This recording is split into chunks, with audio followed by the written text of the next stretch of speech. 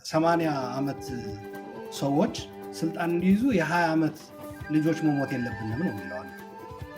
የ80 ዓመት ለወንበር እኛ ለዊልቸር የ20 ዓመት ለዊልቸር የሚልም መፈክርም ጭምር ነው ያሰማው።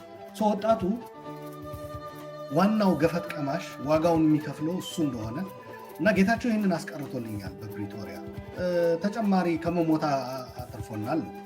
በህይወት ተርፈው ደግሞ አካላቸው የጎደሉ አሉ። እነሱም ጥሩ ማሳያ ናቸው እነዛ ወጣቶች። ስለዚህ እነሱን እያየ ወጣቱ ይናገራል። የጦርነቱ አስከፊነት ማለት ነው።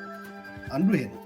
ሌላኛው ወደፊት ሊመጣ የሚችል ፖቴንሻል ጦርነትን ከማስቀረት አንጻር ወደ ጦርነት ላለመግባት ማለት ነው። ወጣቱ በፍጹም ጦርነት ውስጥ መግባት አይፈልግም። በየትኛውም ኢቨን እነ ደብረጽዮን በሚቆጣጠሩበት አካባቢ ብትሄድ ጠይቅ፣ ወጣቶቹ በጣም በቃ ሰልችቷቸዋል። ወደ ጦርነት መመለስ አንፈልግም፣ ጦርነት እንዲነሳ በላዩ ላይ ከጦርነት ጋር ተያይዘው ጦርነቱ ራሱ አክቹዋል ጦርነቱ ብቻ ሳይሆን ወሬው ራሱ ሲመጣ የኑሮ እንትን ሰማይ ነው የሚደርሰው። የጦርነት ወሬ የጦርነት ነጋሪት ብቻ በመሰማቱ ማለት ነው። ይሄ ህዝቡ በጣም ሰልችቶታል። ከዚህ አንጻር በተለይ ወጣቱ ዋጋው የሚከፍለው እሱ ስለሆነ እንትን ይላል።